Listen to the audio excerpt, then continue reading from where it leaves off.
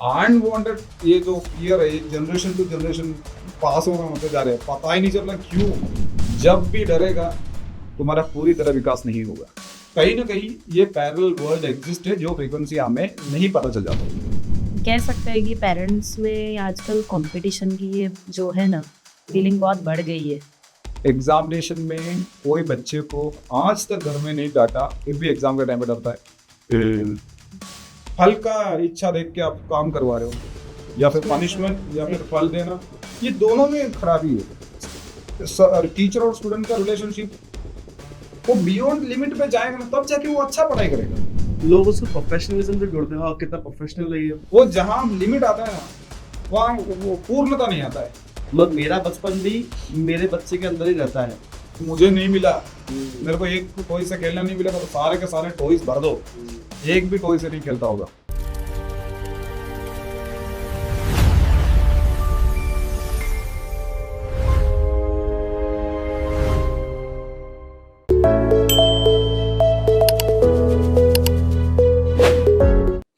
और एक ये है डर डर डर का माहौल। ये डर फियर्स हम कैसे ट्रांसफर करते हैं, अपने डर बच्चों में कैसे ट्रांसफर करते हैं।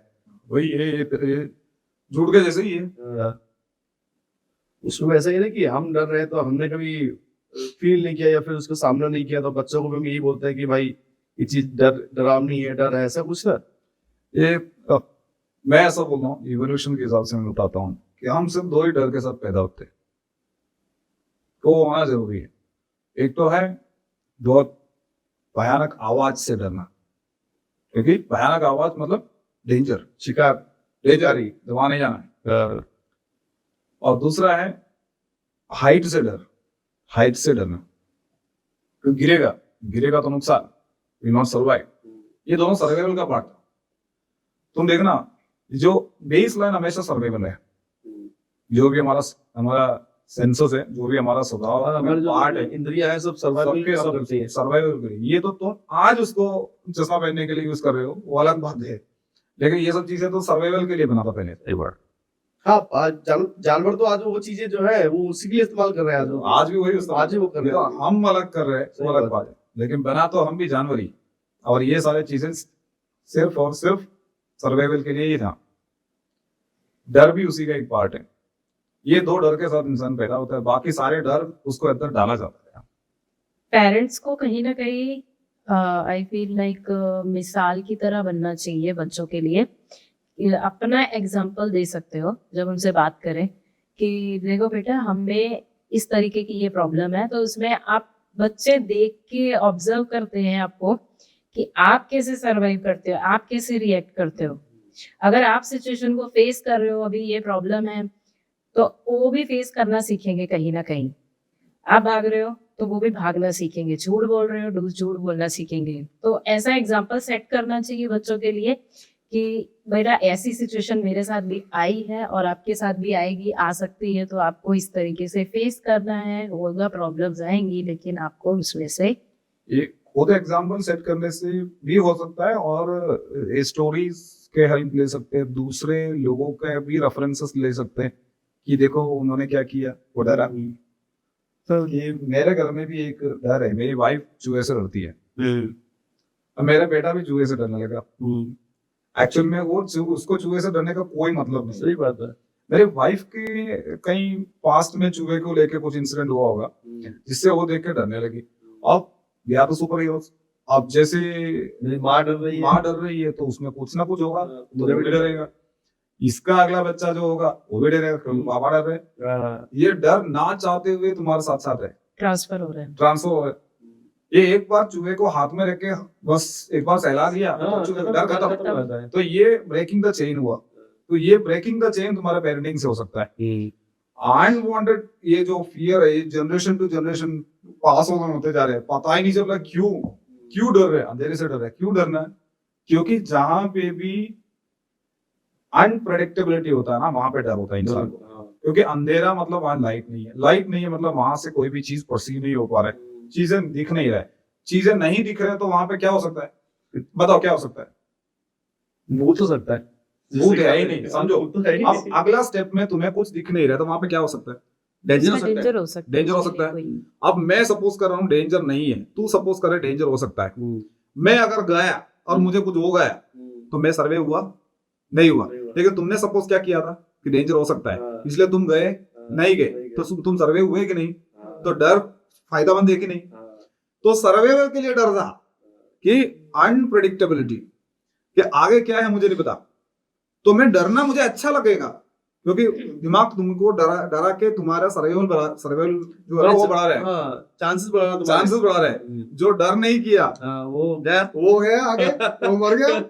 इसलिए तो अवेयर जो- रहना एक वो कह सकते हैं कि हाँ, अवेयर रहना अवेयर अच्छा रहना। होता है। ये देखो दो बंदे थे, लेट अस सपोज 50,000 साल पहले दो बंदे थे, दोनों दोस्त थे, अंधेरे में जा रहे थे। दोस्त ने बोला आगे कुछ दिख नहीं रहा है, तो दूसरा दोस्त ने बोला भले कुछ नहीं दिख रहा है, चलो जाते हैं। जो जाते हैं करके गया ना, वो मर गया। जो डर गया वो बच गया। वो बच गया, उसका जनरेशन है हम। सही बात मर गए उसमें से आगे तो जनरेशन बढ़ा नहीं ना। सही बात है। जो बच गया है उसमें से हम आए, आए कि नहीं? सही बात है। तो डर तो हमारा पार्ट है सर्वाइवल का, तो डर तो लगेगा ही, लेकिन डर से आगे रहना है जीवन। इंसान ज्यादातर ये सोचते हैं कि डर के आगे निकल के हमने यहाँ तक इतना सब कुछ हासिल किया है। कोई ऐसा डर जो अननेसेसरी है, जब भी डरेगा तुम्हारा पूरी तरह विकास नहीं होगा। मेरे ख्याल से अगर डर सर्वाइवल को लेके है तो ठीक है, पर ये जो चूहों से लेकर ये हाँ। छोटे मोटे डर है ना, मैं बेसिक चीज बता रहा था कि डर कहाँ से आया, क्यों पैदा होता है डर अंदर। हर इंसान को कोई ना कोई डर होता है, ये मतलब कुछ ना कुछ होता कुछ ना है, कुछ तो लेकिन डर अगर होता है। कोई मतलब तुम उसको अप्रोच करो, डर को तुम पहचानो। आज तक तुमने कोई भूत नहीं देखा, फिर भी भूतों से डर लगता है। आज तक तुमने मूवी देख रहा होगा, डरावना मूवी देख रहा होगा, आज तक डरावना मूवी देखते हुए पीछे से कोई हाथ नहीं आया। कभी नहीं आएगा। वॉशरूम का लाइट बंद होते ही वहां पे कोई खड़ा नहीं होता है, सही बात है।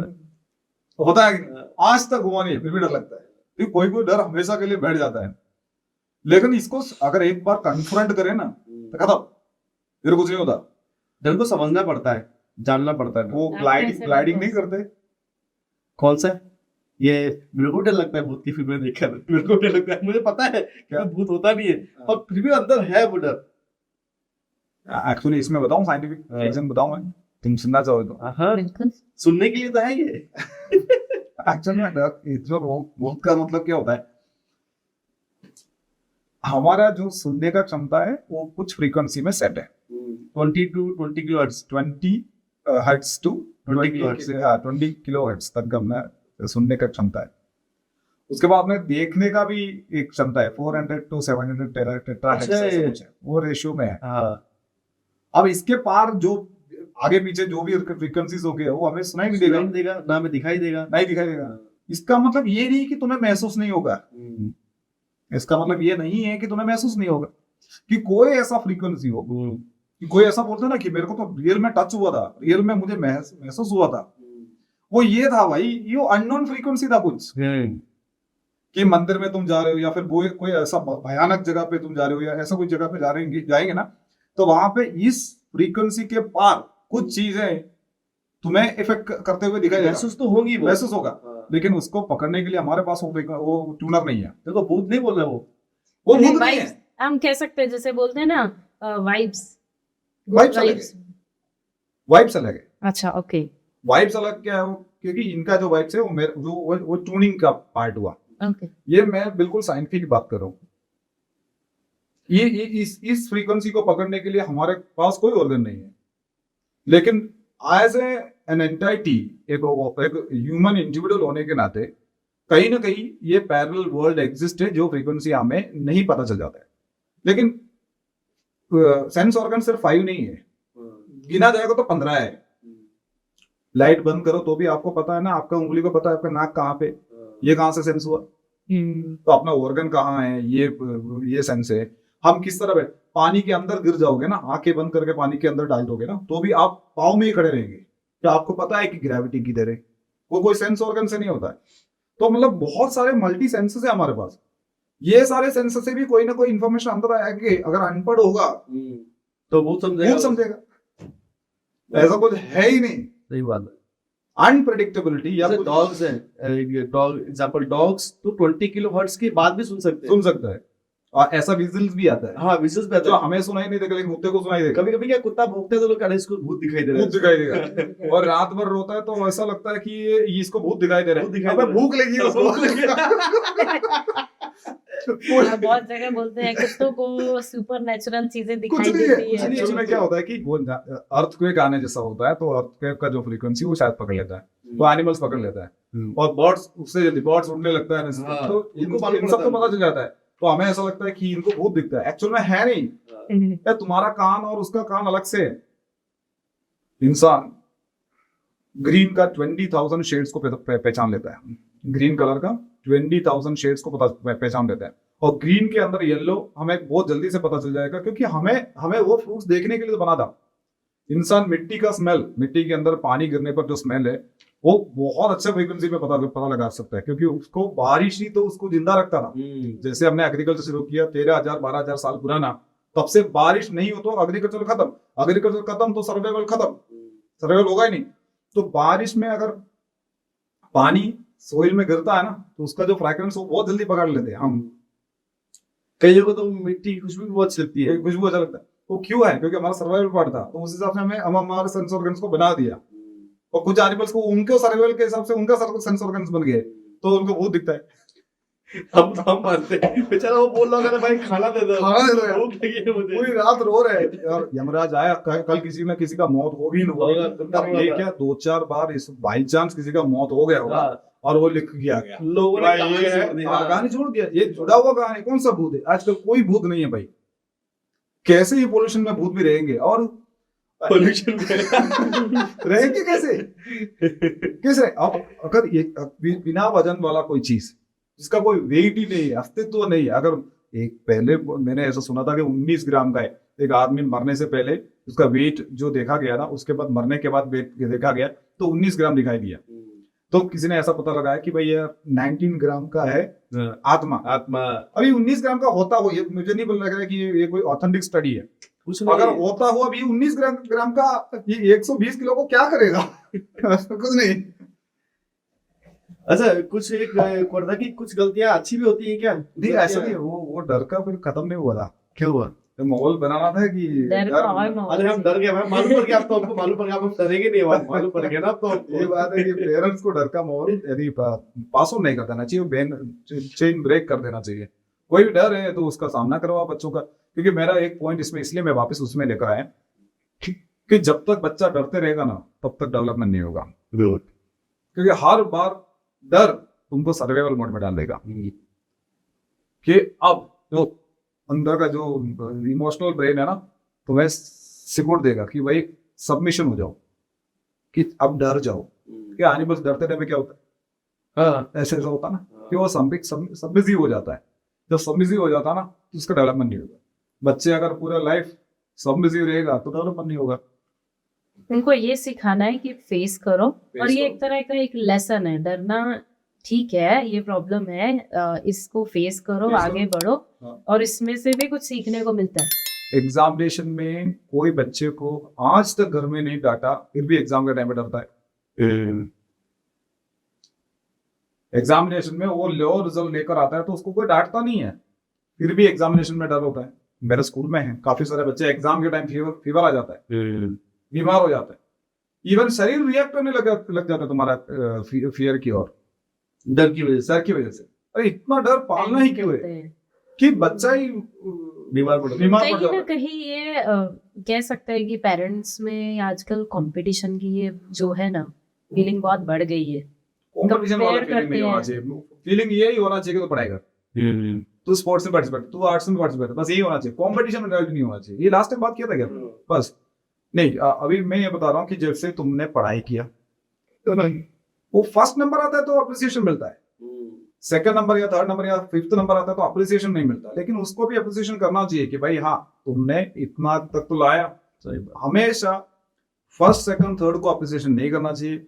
अप्रिसिएशन करना चाहिए कि उसका हार्डवर्क किया कि नहीं किया उसके ऊपर।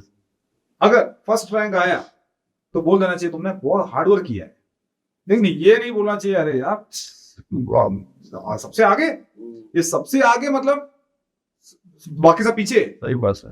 तो उसको ऐसा लगेगा सबसे आगे रहना ही सबसे अच्छी बात है। बहुत इंपॉर्टेंट बात है ये। लेकिन अगर उसको इस तरह बोलते ना कि वाह भाई कितना अच्छा मेहनत किया तुमने, तो अप्रिसिएशन किसको जा रहा है? Hard work. हार्ड वर्क को जा रहा है, वो मेहनत को जा रहा है। तो हमेशा उस मेहनत पे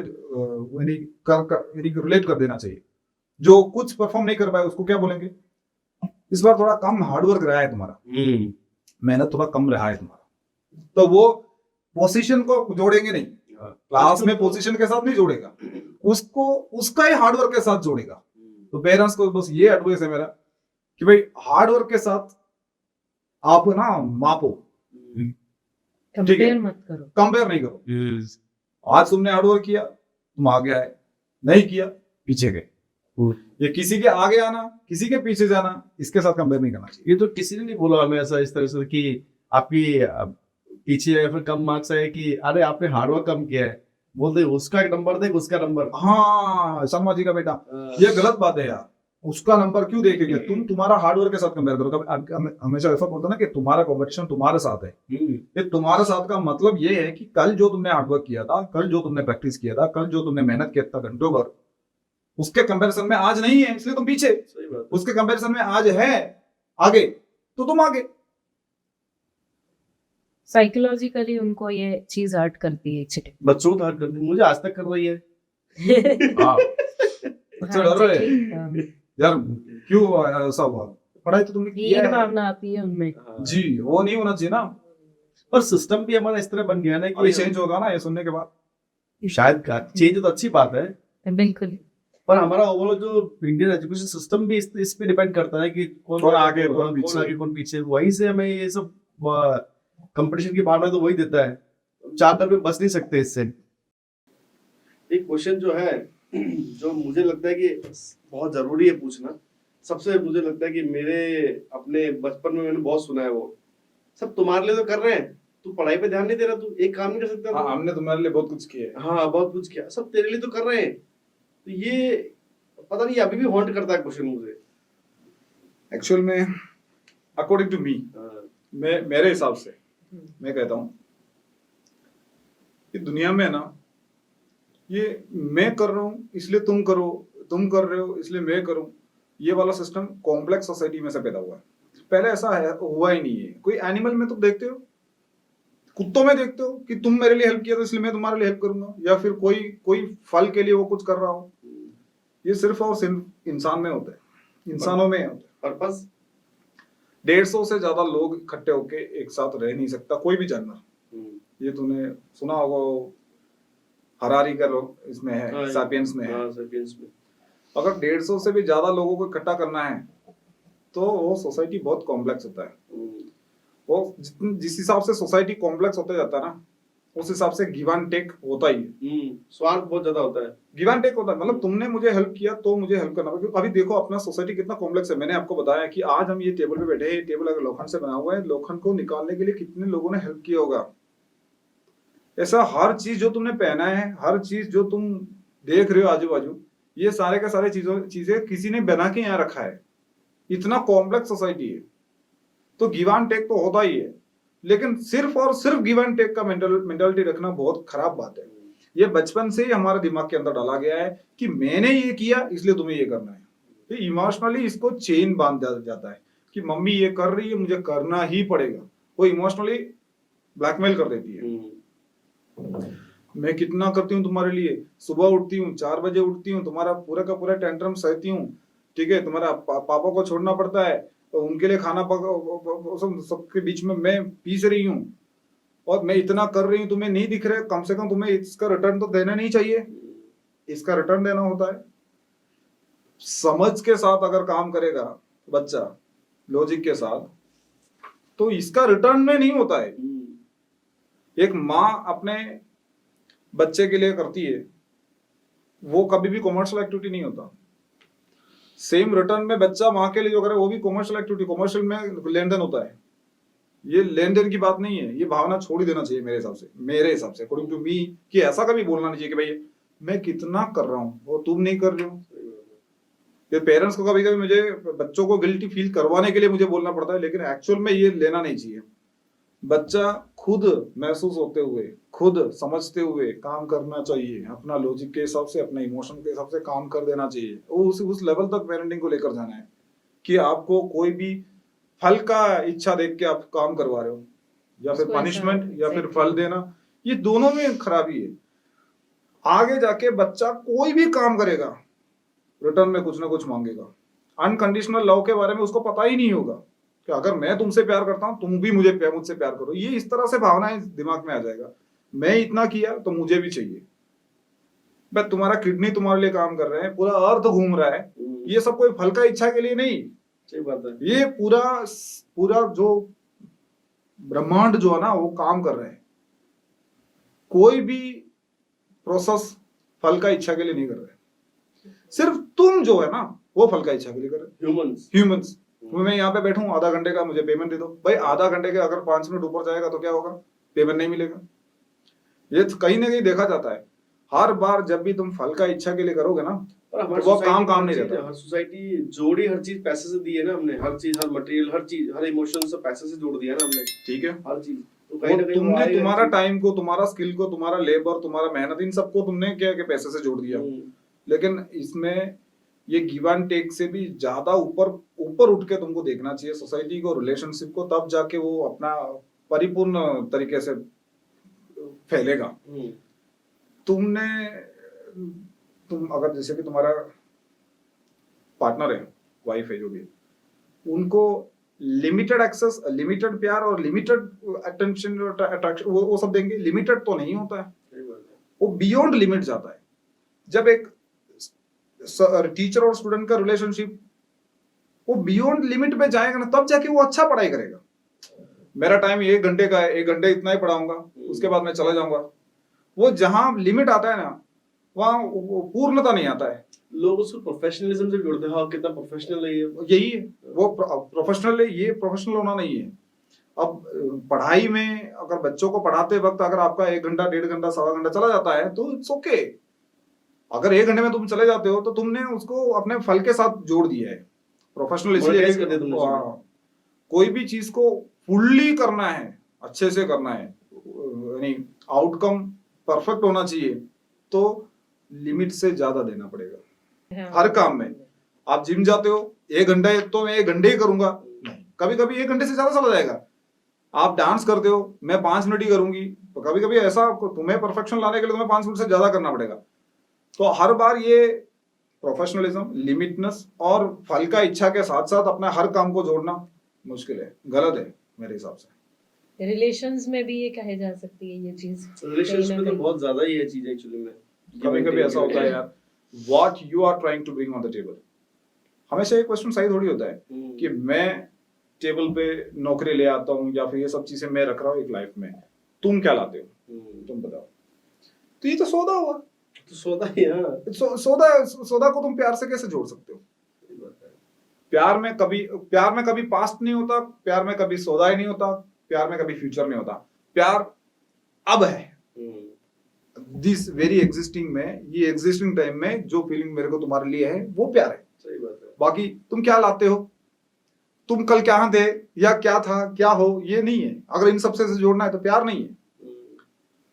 तो इसमें अगर बोलने में तो मैंने बोल दिया बहुत ज्यादा ही।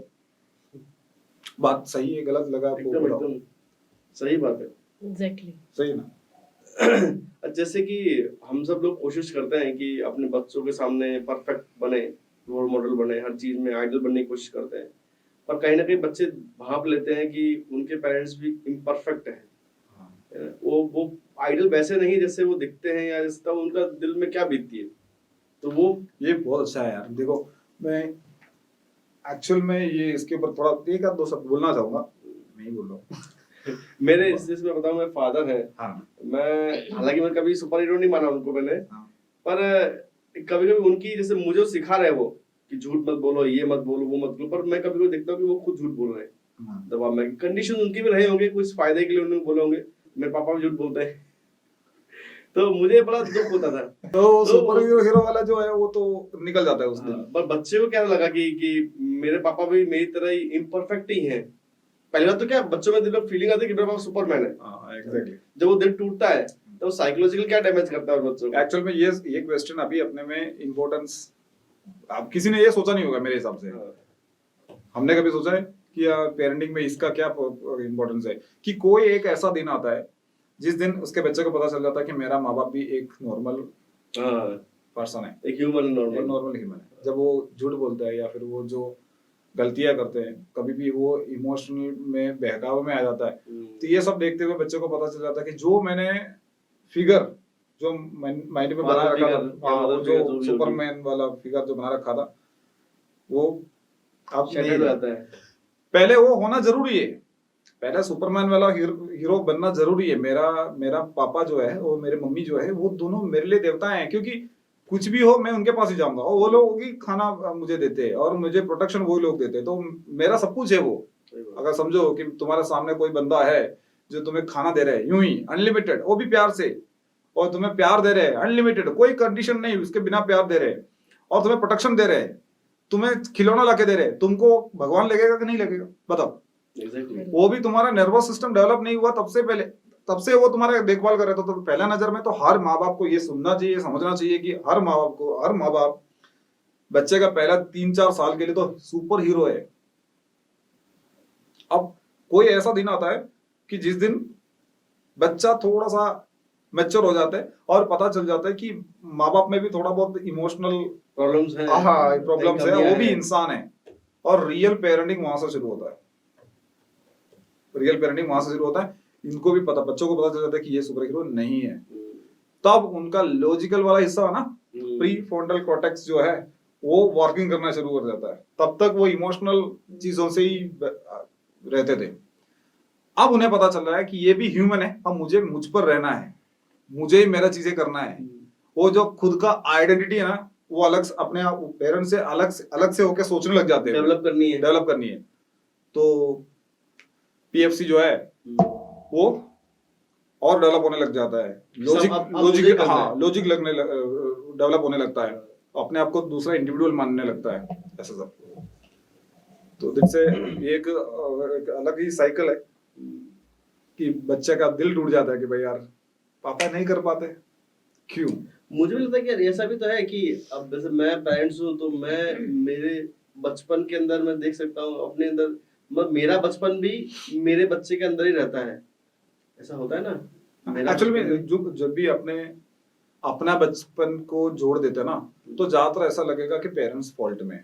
तो अपने ये शो में ऐसा है कि हमारा पेरेंट्स सबसे फॉल्ट में है ये बताने के लिए नहीं है, क्योंकि उस टाइम पे डेवलप्ड पेरेंटिंग नहीं था, या पेरेंटिंग का कोर्स नहीं हुआ करता था, या फिर उस टाइम का दुनिया ही ऐसा था कि भाई यार ऐसा करना पड़ता होगा। उन्होंने भी उस जमाने का सबसे बेस्ट पेरेंटिंग दिया होगा। हाँ, उनके बस में जितना रहा वो बेस्ट किया। हाँ, तो ज्यादातर एग्जाम्पल में ऐसा लेने को मिलता है कि हाँ मेरे साथ ये हुआ था, मेरे साथ ये हुआ था। इसका मतलब ये नहीं कि मेरे साथ वर्स्ट पेरेंटिंग हुआ था। पेरेंट्स हमेशा बेस्ट होता है, पेरेंटिंग कभी कभी वर्स्ट हो जाता है, कभी कभी उसका डायरेक्शन, उसका जो वो करवाने का जो तरीका है, शायद पेरेंटिंग करने का जो तरीका है वो शायद इधर उधर हो सकता है, लेकिन पेरेंट्स हमेशा बेस्ट है। मैं तो मानता हूँ कि पेरेंट्स हमेशा भगवान है। देखने वाले को ये नहीं लगना चाहिए कि हमारा पेरेंट्स ने इसके साथ कंपेयर करके कभी भी अपना पेरेंट्स को गालियां नहीं देनी चाहिए कि भाई यार ये पेरेंट्स, हमारे पेरेंट्स ने ऐसा क्यों नहीं किया, हमेशा सही ही थे। अभी क्वेश्चन में आता है, एक क्वेश्चन है ना कि मेरे बचपन, मेरे बेटे के अंदर या बेटी के अंदर मुझे मेरा बचपन दिखाई देता है इसमें। ये तो लास्ट टाइम अपने डिस्कस किया था शायद। नहीं शायद हाँ, एक किया हमने शायद उसमें पार्ट 1 में शायद किया और स्टार्टिंग में किया, तो पता नहीं शायद ये कि हाँ, ये एक्चुअल में काफी बार बोल चुका है कि अपना बचपन नहीं है बच्चा, बच्चे का बचपन है। अभी अपने डिस्कशन किया था कि मुझे नहीं मिला जो बचपन में, वो मैं पूरा भरपूर दे रहा हूँ मैं उसको। ओवर पैम्परिंग नहीं, एक्चुअली देखो मुझे नहीं मिला था स्कूल में ट्रांसपोर्टेशन में जाना, मेरे को चल के जाना पड़ता था या साइकिल में जाना पड़ता था। तो आज मेरे बच्चे को ऐसा कभी नौबत नहीं आना चाहिए, मैं साइकिल में नहीं भेजूंगा उसको, ट्रांसपोर्टेशन में भेजूंगा। क्यों? तो उसका साइकिलिंग का जो है, वो चलने का जो है, वो कब कैसा डेवलप होगा? तो तुमने ये छोटा सा एग्जांपल है, तुमने ये सोच लिया कि तुम्हें जो नहीं मिला वो उसको दे देना चाहिए। ये देखना थोड़ा सा डिफरेंट है। और ये जैसे बच्चे बोलते हैं आजकल, बच्चे बहुत जल्दी बोर हो जाते हैं। वो जो मोबाइल में चलता है ना, मोबाइल टीवी में डोपामिन इफेक्ट, वो हमेशा तो रहता नहीं है। स्क्रीन जैसे टीवी बंद हो बच्चे बोलते हैं, बच्चे बहुत डल फील करते हैं, बोर हो जाते हैं बच्चे, बोलते हैं। तो उसमें उस कंडीशन में पेरेंट्स को क्या करना चाहिए जब बच्चा के बोलता है कुछ है ही नहीं करने मेरे पास, बोर हो जाते हैं। बोर हो जाता कोई है, अपने बात कर चुका है इसमें, हाँ। बोरिंग में, बोरियत के बारे में कर चुके हैं। मैं तो बोल रहा था एक एक एक चीज मैंने यहाँ पे जोड़ना चाहता था कि पहले ये जो लास्ट क्वेश्चन में जो मैं नहीं जी पाया वो बचपन पे बच्चों को पेरेंट्स देते हैं ना, तो उस टाइम पे मुझे एक चीज याद आ रहा है। जैसे एक बच्चे के हाथ में आज, छोटा बच्चा होगा ना, उसके हाथ में कम से कम 15 तरह का खिलौने होते हैं, गैजेट्स होते हैं। जब मैं छोटा था ना तो एक आध दो खिलौना हुआ करता था, और पता है वो एक आध दो खिलौना के साथ इमोशनल अटैचमेंट बहुत ज्यादा था, बहुत जुड़ा हुआ था, उसके साथ सो जाते थे। एक सुपर हीरो फिगर वाला कोई भी एक होगा, उसके साथ सोते थे, और जब कहीं जाते हैं ना मम्मी पापा के साथ, तो उसको लेके जाते थे, वो टॉय को साथ में लेके जाते थे, हर जगह साथ में, हर जगह साथ में रहता था, इतना इमोशनल होता था। आज तुम्हारे पास 15 टॉयज है, कौन सा लेके जाओगे? और मालूम है एक टॉय के साथ खेल नहीं पा रहे बच्चे। इमोशनल जो अटैचमेंट है एक के ऊपर वो हो ही नहीं रहे, 15 अलग अलग है, कंफ्यूज हो जाता है। द पैराडॉक्स ऑफ चॉइस, इसमें से कौन सा चुने पता ही नहीं चल रहा है। बचपन में मेरा नानी के घर पे मैं जाता था ना, तो चल के जाता था, तो रोड पे नहीं पत्थर मिलता है, एकदम राउंड पत्थर होता था, उसको लात मार के जाता था।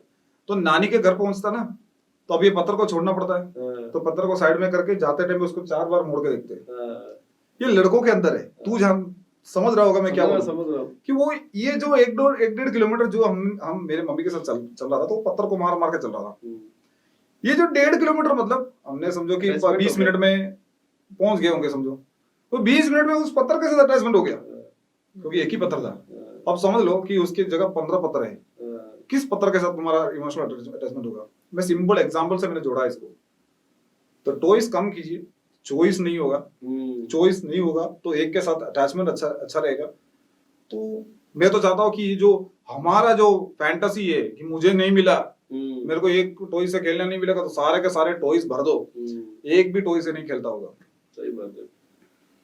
और एक टॉयज हो, बच्चों की पूरा रूम भरा होता है टॉयज से, बच्चों का एक रूम भरा होता है पूरा टॉयज से, और वो टॉयज के साथ खेलने के लिए फादर नहीं है, तो तुम्हें मालूम है टॉयज से वो खुद खेल सकता है, लेकिन जिस दिन टॉयज के साथ पापा ने भी खेला ना या मम्मी ने भी खेला ना, वो दिन यादगार रह जाता है। तो टॉयज एक ही हो, पत्थर से भी खेल लेते हैं यार बच्चे। सही बात है। मेरा बचपन तो पत्थर पे ही गया है।